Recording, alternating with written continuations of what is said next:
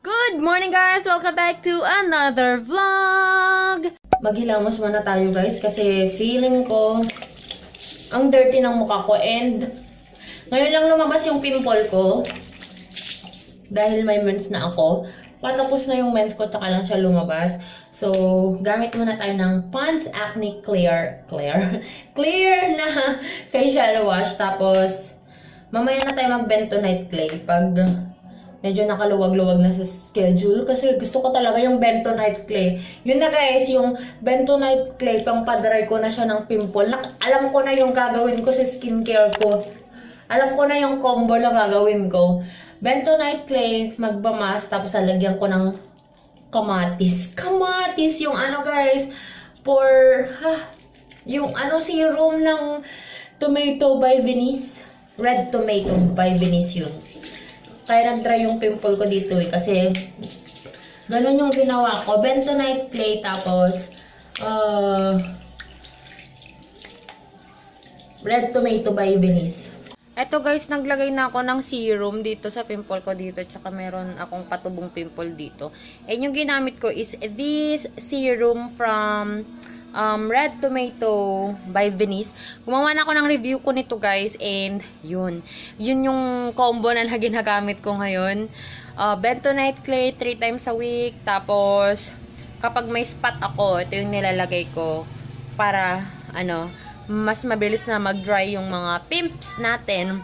Since my room is a mess right now, ayan, mag-aayos muna ako ng room. Basta madami na akong to-do list. Sana magawa ko siya kasi may appointment ako ng mga 6 p.m.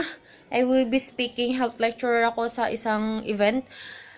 So yeah, hindi pa ako nakapag-prepare but easy lang naman yung ila-lecture ko na binigay nila sa akin. So, I'll do that after kong gawin yung mga chores ko na in-schedule ko for today. So, let's start doing things.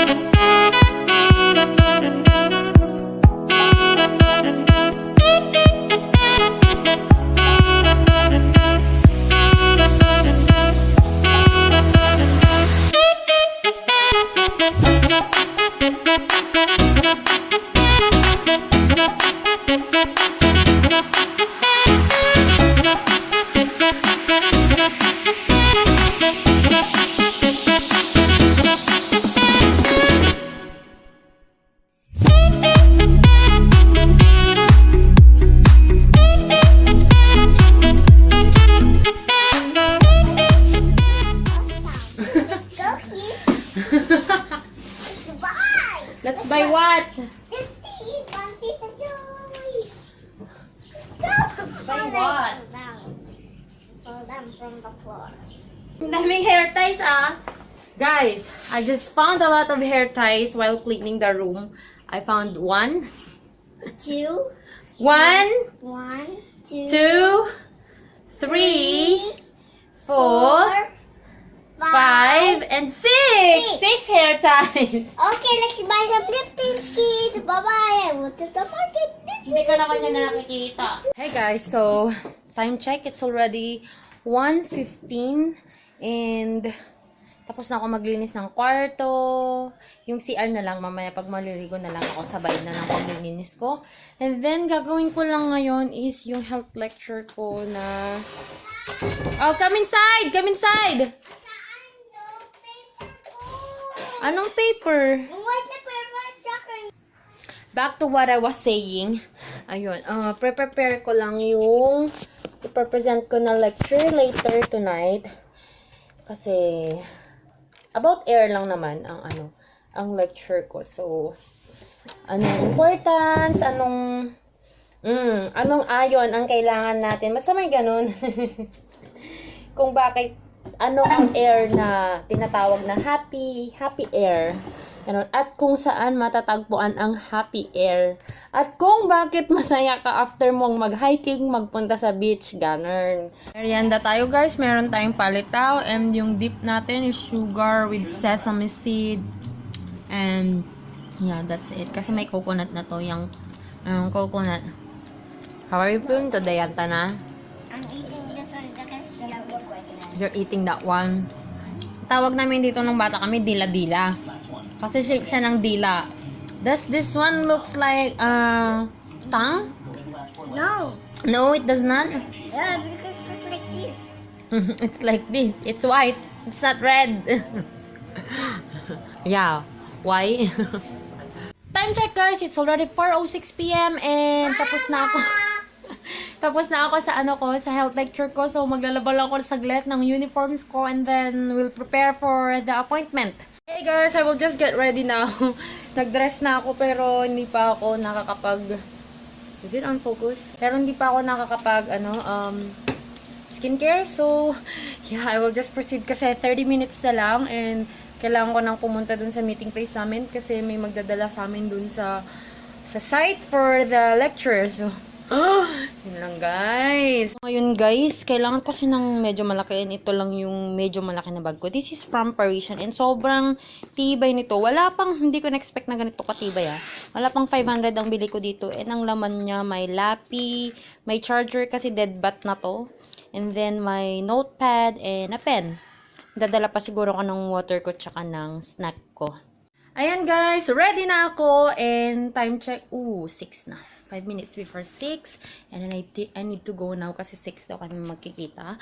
Doon, dyan lang naman, malapit lang naman, walking distance. And, yeah, nagpony na ako ng hair ko kasi ayoko nang hassle pag nag-lecture ako para wala akong ginaganon-ganon para kung ano man yung tanong ng mga audience, dun lang yung focus ko. Ayan. Ano lang naman, easy lang naman yung lecture ko ngayon. Hindi siya ganun ka-komplikado. So, tara na guys! Di ko alam kung makakapag-vlog ako doon. But yeah, let's go! Hey guys, it's the next day. And di pa kagabi, yung last clip ko is paalis na ako. Papunta na ako dun sa event na speaking appointment ko. And then, yun guys, hindi ako nakapag-vlog. Busy kami. And then, sorry, sinisinok ako. Pero I need to say this to you. 9:15 umalis kami sa event. We rode on a car. And unfortunately, parang ngayon lang nag-sink in sa akin. Unfortunately, we met an accident on the way home. It's a long story. It's the worst car accident that I've been through. Sabi nga nila, tira-tira na lang ako ng car accident. But, yeah. I'm gonna make a story time, guys, kapag medyo settled na yung case, kapag okay na yung mga kasama namin sa sasakyan. Pag clear na lahat. Though, I am the luckiest. Ako lang yung nakalabas, guys, ng kotse na walang sugat. Oh my gosh. Ngayon lang nag-sink in sa akin to. And I'm still under observation. I'm still deciding kung magpapa-CT scan kasi yung side ko, yung window, kanina ko lang nalaman sa police station na yung side ko pala, yun pala yung part na tumaob. Kaya hindi tumaob nag-side yung kotse na ganyan. Kaya hindi ko mahanap kung saan yung exit. So, yun guys. I'm gonna make a story time video na lang para doon. Kasi sobrang haba. And gusto ko clear na yung case, ma-discharge na from the hospital yung mga ibang kasama namin. Sorry guys, medyo bad vibes to, pero yeah, I just want to share na kahit anong ingat mo pala, di ba? Kahit anong ingat mo, when accident hits you, talagang pupunta. So, yun lang guys. I hope you enjoyed watching this video. And, I don't know kung anong nakuha kong mga clips dito. I didn't take any pictures last night kasi parang to save the driver and the... basta.